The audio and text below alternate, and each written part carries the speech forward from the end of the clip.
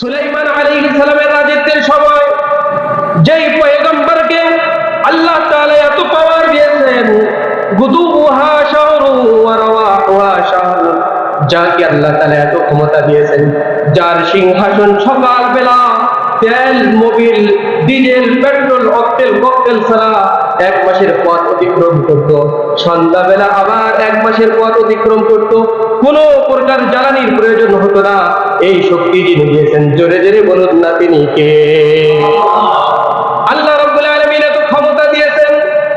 রাজ্যের মানুষ সকল দেখতে লাগলেন যে সুলাইমান আলাইহিস সালাম তিনি এমন একজন পয়গম্বর যার রাজত্বের সিংহাসন এত সুন্দরভাবে চলে, তার কমান্ড মানে তিনি যা হুকুম করেন সেই হুকুম অনুপাতে সকালবেলা বিকালবেলা উড়ে উড়ে চলে, কোনো জ্বালানির প্রয়োজন হয় না। জিন যারা আছে, জিন জাতি, তারা সুলাইমান আলাইহিস সালামের কমেন্ট মানে হযরত সুলাইমান আলাইহিস সালামের এই রাজত্ব দেখার পরে রাজ্যের লোকেরা তারা চিন্তা করতে লাগলো, তারা ভাবনা আর চিন্তিত হতে লাগলো, এই কাজগুলো কিসের দ্বারা হয়? সমস্ত মানুষ যারা খারাপ মানুষ এবং জিন শয়তান রয়েছে, তারা তাদেরকে বোঝাতে লাগলো এই সমস্ত কাজগুলো যেই শক্তির মাধ্যমে হয়, সেই শক্তিটার নাম হচ্ছে জাদু। জোরে জোরে বলুন নাউজুবিল্লাহ। আল্লাহ তাআলা কোরআনুল কারীমে বলেছেন, ওয়াত্তাবাউ মা তাতলুশ শায়াতিনু আলা মুলকি সুলাইমান। সুলাইমানের জামানার মানুষরা শয়তানের অনুসরণ করা আরম্ভ করে দিল। ওয়ামা কাফারা সুলাইমান, সুলাইমান কুফরি করে নাই, ওয়ালাকিন্নাশ শায়াতিনা কাফারু ইউআল্লিমুনান নাস আস-সিহর। আল্লাহ তাআলার পয়গম্বর কুফরি করেনি, শয়তান তাদেরকে জাদুবিদ্যা শিখিয়ে কুফরিতে লিপ্ত হয়ে গেছে। জোরে জোরে বলুন নাউজুবিল্লাহ। এজন্য এই যে জাদুবিদ্যা, এটা আগে ছিল সুলাইমান আলাইহিস সালামের রাজ্যের ক্ষমতা, জিনরা তার কথা মানা, তাদের রাজ্যের মানুষেরা মনে করলে এগুলো সব জাদুর কারণে, শয়তানও তাদেরকে বুঝ দিয়ে দিল যে এটা জাদুর মাধ্যমে হইতেছে। এক পর্যায়ে সুলাইমান আলাইহিস সালামের সাথে এই চক্রান্ত করে তারা জাদুবিদ্যা শিখতে আরম্ভ করলো। হাতটাকে এমনকি আমার আপনার পয়গম্বর সরকারে দো আলম সাইয়্যিদুনা মুহাম্মদুর রাসূলুল্লাহ সাল্লাল্লাহু আলাইহি ওয়াসাল্লামকে ইহুদিরা জাদু করেছে।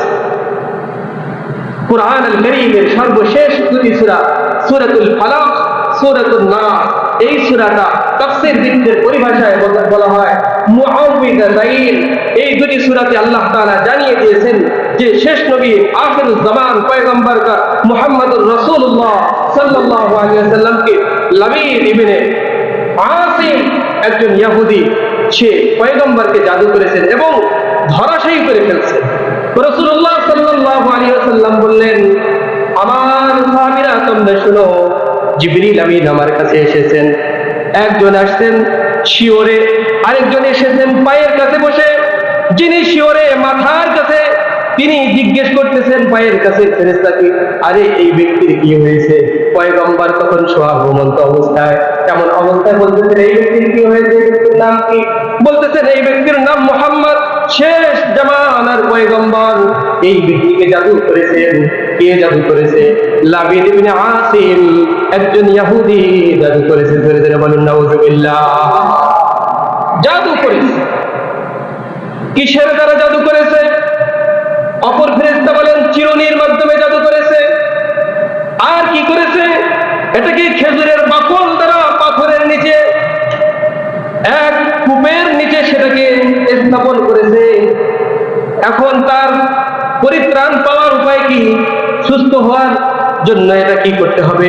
অপর ফেরেশতা বলে সেই মাধ্যমগুলো, জাদু প্রক্রিয়াগুলো সেখানে নষ্ট করার জন্য এই মাধ্যমগুলো নিয়ে আসতে হবে। আল্লাহর পয়গম্বর সাহাবাদেরকে পাঠিয়ে দিলেন। নিয়ে আসার সাথে সাথে সূরাতুল ফালাক আর সূরাতুন নাসের 11টি আয়াত পড়ে দোয়া করলেন। আল্লাহর পয়গম্বর সাথে সাথে সুস্থ হয়ে গেলেন। জোরে জোরে বলুন সুবহানাল্লাহ। সাথে সাথে সুস্থ হয়ে গেছে।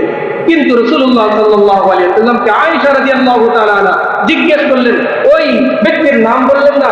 আল্লাহ রাসূল বললেন, ব্যক্তিগত কারণে আমি যদি নামটা প্রকাশ করি তাহলে ওই ইহুদিকে আমার সাহাবারা সাথে সাথে হত্যা করবে, এজন্য আমার এটা ব্যক্তিগত অভ্যাস না, সুতরাং তার নামটা আমি গোপন রাখলাম। জোরে বলুন আল্লাহু আকবার।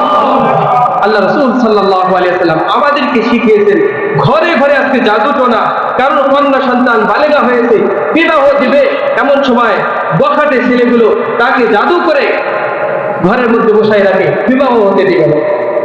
আমাদের উচিত, রাসূল সাল্লাল্লাহু আলাইহি ওয়াসাল্লাম বলছেন, যেই ঘরে পবিত্র কুরআন আল কারীমের সূরাতুল বাকারা তেলাওয়াত হবে সেই ঘরে জাদুর বান টোনা, জাদু টোনা এটা কাজে আসবে না। আল্লাহু আকবার।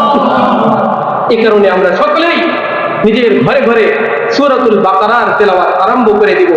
আর একটি কাজ করব, যখন আমরা সকাল উদিত করব, সকাল উদিত হয় সাথে সাথে ফজরের পরে সূরাতুল ফালাক, সূরাতুন নাস এটা পড়ে হাতের মধ্যে ফু দিয়ে শরীরের মধ্যে মাসাজ করব। শিখিয়েছেন মুহাম্মদুর রাসূলুল্লাহ সাল্লাল্লাহু আলাইহি ওয়াসাল্লাম। আবার সন্ধ্যা যখন ঘনিয়ে আসবে, রক্তিম সূর্যটি পশ্চিম দিগন্তে ডুবে যাবে, ঠিক সে সময় মাগরিবের রক্ত হয়ে যাবে। মাগরিবের সালাত আদায় করার পরে আবার সূরাতুল ফালাক, সূরাতুন নাস এই 11টি আয়াত তিলাওয়াত করে আমাদের শরীরে মাসাজ করব। বিছানায় শুইব, তখন আবার মাসাজ করব। আল্লাহর কুদরত ও শক্তিতে, আল্লাহ তাআলা ক্ষমতাধর, তার প্রধান আল্লাহ তাআলার কালামের বরকতে আর সেই ব্যক্তির প্রতি জাদুর প্রতিক্রিয়া ঘটবে না। জোরে জোরে বলুন সুবহানাল্লাহ। এই কাজগুলো করবে ইনশাআল্লাহ।